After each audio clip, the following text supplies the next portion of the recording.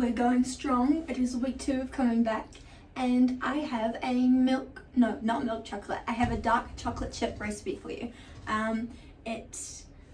To be completely honest, I have based the recipe off the one that they use at my work, so we'll just keep that a little bit quiet. But I've made it vegan, so yeah. But it's gonna be interesting because the recipe normally makes about 25 cookies. There is no way Connor and I can get through 25 cookies in time, so I'm halving the recipe. But that puts it down to like a measly 100 grams of butter, and there's no point in me putting that in my big cake mixer, so I'm going to attempt to beat it by hand. This could be a mission, and I don't know how it's going to turn out, but we're going to give it our best shot. Yeah. They are delicious cookies. I made them before at home, but I made them with the all-bran egg replacer. Today we're going to be trying it with flax eggs. So that's the first thing we're going to make. And then we're going to give this a go. The other thing is, if you have a really, really strong oven, you can do 150 fan forced for 15 minutes. If you don't have a strong oven, maybe go somewhere more 160, 170 on fan forced. And if you're doing conventional bake, put it at 190, 180, depending on how good your oven is. Yeah, well, that is all I have to say. So let's get into the baking and make these delicious dark chocolate chip cookies. Alright, now remember, this is a half recipe, so you're going to start with 114 grams of butter. Now, fun fact, I actually went and bought these scales just for this video.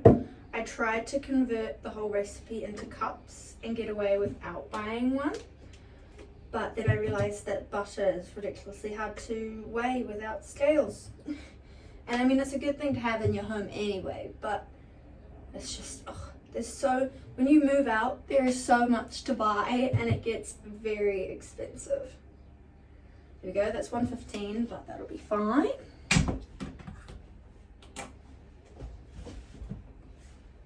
Next up is white sugar, and you need, I better double check this, 75 grams. I don't want to put you wrong. 75 grams of white sugar.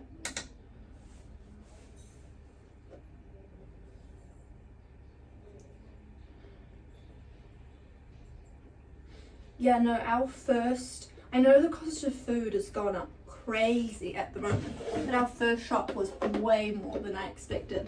Thankfully it's come down a little bit, but I'm still hoping it'll come down more.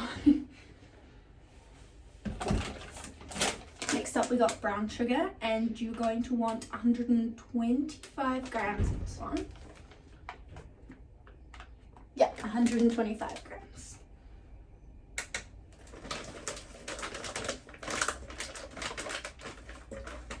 Yeah, no, that was a bit of a shock.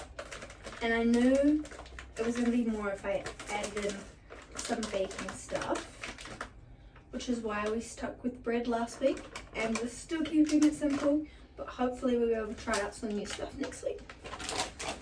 Alright, now it's the moment of truth. Let's see if we can beat this by hand. I did Google it. It says it should take about 10 minutes, but we'll see how we go. I'm just going to take a wooden spoon, and I hope that it'll be easier because I'm using margarine or vegan butter, and it's already soft.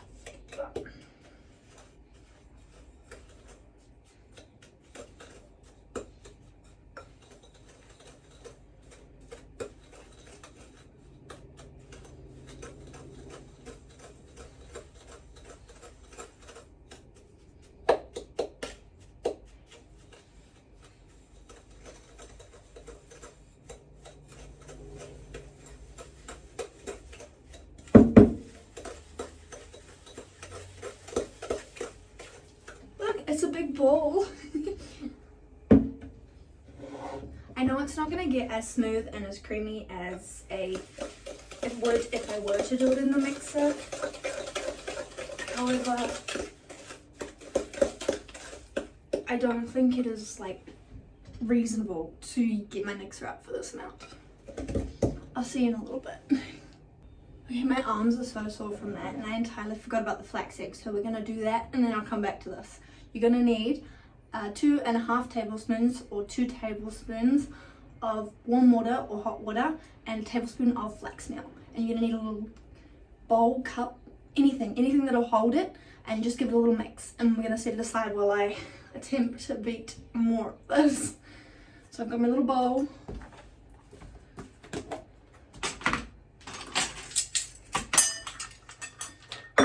Little bowl, tablespoon, it's a big tablespoon, Alicia. Flax meal. This is just ground flax meal. I pre-ground mine and stored in a container. Makes things a lot easier. And then I boiled the kettle earlier because it is noisy. And we do 2 of these. 1. Oh, that's probably about 2.5. Then I'm just going to give that a little mix with the back of my butter spoon here, saving dishes. And we're just going to sit that up there for 2 minutes. And back to beating. Alright, it's looking pretty good, and I don't feel as though I'll be able to beat this anymore. It's nice and really soft, kind of liquidy. I can see the sugar granules, but that doesn't bother me. So, time to add in this flax egg we have made.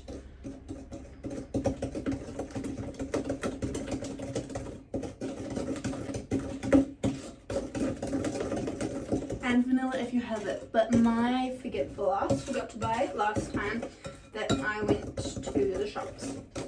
So it's on the list for next week. I'm just going to use my scraper to scrape out the bowl, because we always want to minimize the amount of food we waste.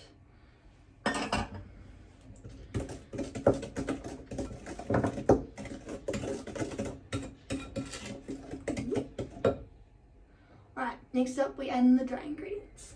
So I'm going to grab my scales yet again. And we're going to start with 190 grams of flour. Not all at once though. I think I'm going to go 50-50-40. No, that's not good maths. I don't want to do 4 times. Let's do 75-75-40. Is that good maths? Yeah. Okay. 75-75-40.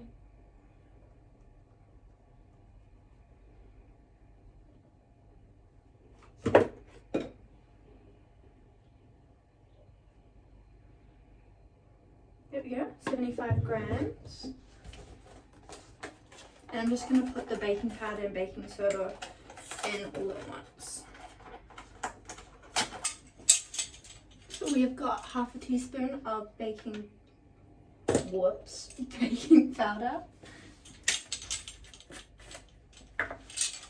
And half a teaspoon of baking soda.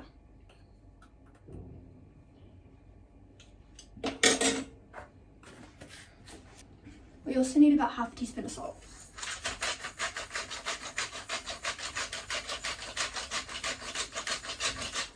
Looks about right to me. Then I'm going to take this off the scales and mix it through.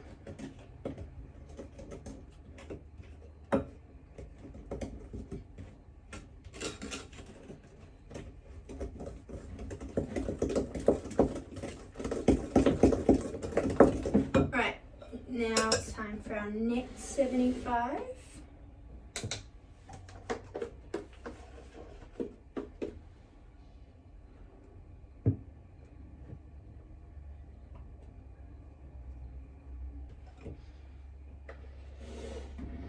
Then we mix again.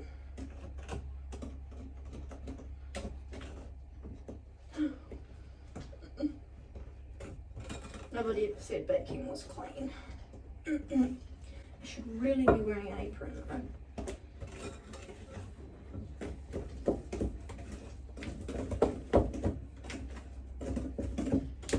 Alright, and now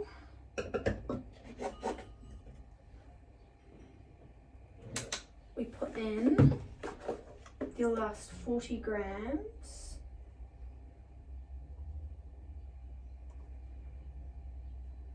Of flour. And the best part, the chocolate chips.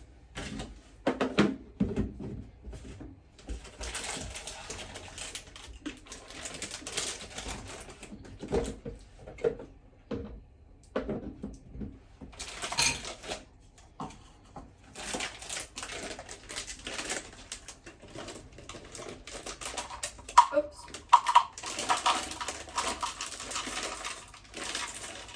One cup.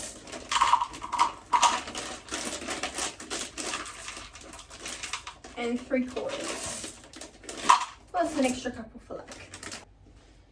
Then we mix.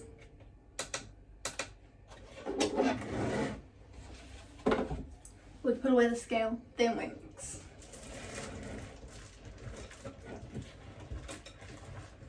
I've always been told by my mum to clean as you bake, or no, sorry, clean as you go. I never really understood why, but now I do, because it means you get more space. Like moving out from that big kitchen and moving in here made me realize how important it is. Now my mix is not supposed to look like this. It tastes really good though.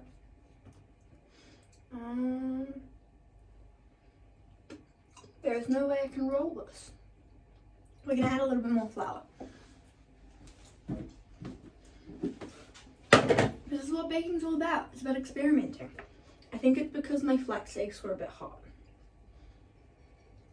I'm just going to sprinkle a little bit on there. That's probably about a tablespoon, maybe a tablespoon and a half. Just mix it through. If we need to add a little bit more, we can. But I have a funny feeling that would be just enough. I can keep it in the bowl. Yeah, there we go. That's a bit better. It's now like sticking to the spoon and not dripping off. If you really want, you could add a little bit more. It'll make it a cleaner job. But that is ready to roll, refrigerate, and then we'll bake them. Alright, so after thinking about it a little bit, I think it's going to be way too hard to try and roll this up. It is very soft for some reason. So I'm going to put it in the fridge for 5, maybe 10 minutes. Come and check on it. And then hopefully it'll be firm enough to roll, but not too firm that I can't break it up. So I will see you in 5 to 10 minutes. If your dough is a lot firmer, just skip ahead to the time code that I will put here. Yeah. Alright, been in the fridge for no time at all, and it is much firmer. I reckon I can attempt to roll this. So, it's still going to be messy, still going to be sticky, but let's do it. So, I'm going to use the scales. You don't have to, you could just grab approximate tablespoon amounts, roll it out and put it on your cookie tray and bake. And then you got to put it in the fridge. Very important step, I forgot. So once you have your sized amounts, which is why I'm going to roll them, you put them in the fridge for 20 minutes, half an hour before you bake them. You can preheat your oven in that time, which is why I didn't say at the beginning, but I did let you know. So yeah, this should make 12 cookies hopefully, and I'm going to weigh mine to about 60 grams each, but it'll probably more be like 59, 61, I'm not going to be exact. Then I'm going to ball them or roll them, put them on a plate and put them in the fridge. Then when it comes time to bake them, I'm going to put them on a baking tray. I have this one here. Oh, it is from Sofrito. However, my baking sheet doesn't really fit on it nicely. I'm a little bit bummed about that. But I hope it won't do too much damage if I put it on over top. So like, I'm going to test it out and I'll let you know how it goes. So yeah, let's start. I should probably get the plate before I get my fingers dirty.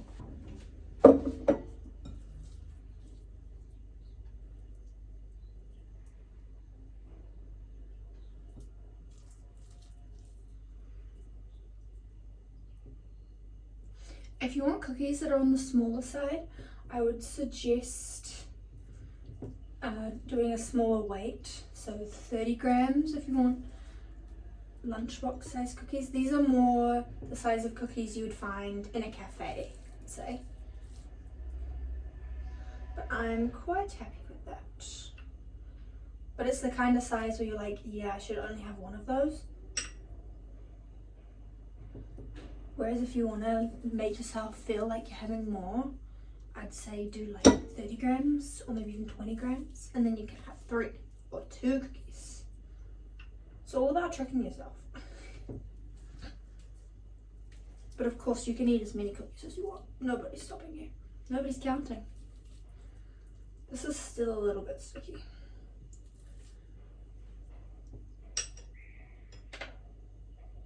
No! Can't let the chocolate chips get away.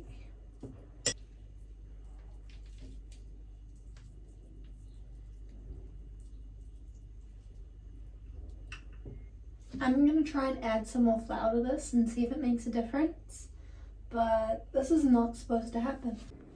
Alright, so off camera there, I just added in another 50 grams of flour, which brings our total up to 240. And it is better to the sense it will actually hold its shape. So we're going to try this again. 60 grams, roll, refrigerate. Hope for the best.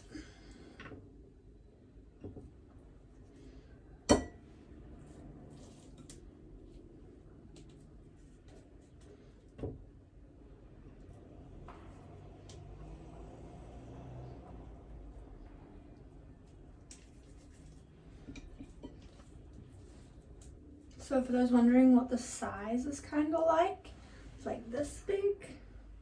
Don't know if it fits in the palm of my hand. New strategy, lots of water and move fast. Don't worry so much about the weight. This is the best I can make of what I've got. I've got a plate of 6 and a plate of 7. We're going to put it in the oven. Well, we're going to put them in the fridge first and I'll come back, but this is not going how I wanted it to go. Right, it has been well over 20 minutes, more like half an hour 40 because I got distracted on TikTok. Gonna be completely honest with you. So let's get these bad boys in the oven, which is well and truly preheated, and they only take about 16 minutes. But once they come out, as soon as they come out of the oven, you gotta sprinkle some flaked sea salt, or in my case, if you're cheap and don't have that, I'm gonna crack some pink Himalayan salt over the top. But before we get too ahead of ourselves, let's put the cookies on the tray and in the oven. Which, you have to be aware these need to be very spread out. They will get quite big. I think I'm only gonna get 6 on the tray. But that is a-okay.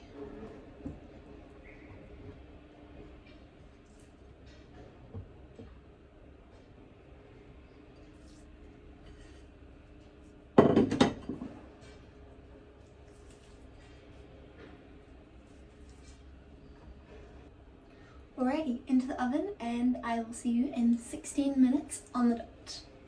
Alrighty people, we've got the first batch out of the oven, and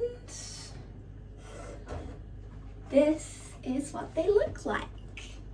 They look amazing. They've turned out really well. However, this is not quite what I would have liked, and it will be because of the extra flour I added in.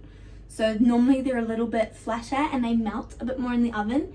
I have a feeling it has something to do with the flax eggs and the extra water I added, and potentially something to do with the fact that the butter I used was very budget and very cheap. So I'm definitely going to try these again later on, but for now they are still delicious cookies that I'm beyond happy with and need to make another batch of. So I'll be back with the taste test and finished product when they cool down. I'm going to chuck them on this cooling rack to speed up the process, and have to wait for the tray to cool down before I can put them back in because we're living that budget rental lifestyle. Oh, I almost forgot the most important part. I didn't even put the sea salt on. I literally explained it earlier and didn't do it. So just each cookie gets a crack or two. Beautiful, because they're milk chocolate sea salt cookies. I actually use dark chocolate, but still, same principle. Now I put them on the cooling rack and I'll bake another batch and we will taste test once they are cool enough to eat. The second batch is out of the oven.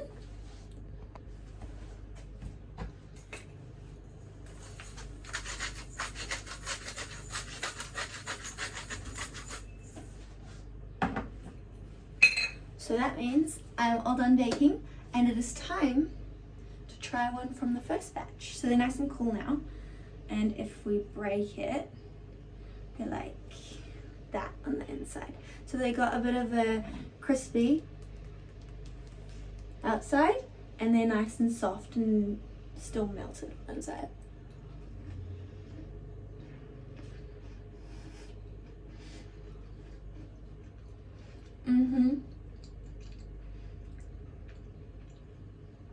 Borderline too many chocolate chips, but you can never have too many chocolate chips.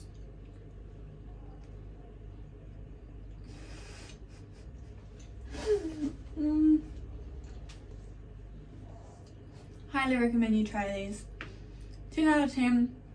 Even despite my mishaps and having to have to add more flour, they still worked out. So even though I would call this video a flop or a fail, it still got to the end result. So we're gonna keep it. And yeah, that is all I have for you today. Highly recommend you try these. A delicious dark chocolate chip and sea salt, or Himalayan salt cookie. Great for school lunch boxes. I didn't even end up using any equipment, so it's no equipment as well. And to top it all off, they're vegan. So that is all I have for you this week. And hopefully I'll see you all in the next video, which will hopefully be something a little more challenging. Thank you. Living life, every day, late at night, not okay. All I want, and I pray, all I need are some better days.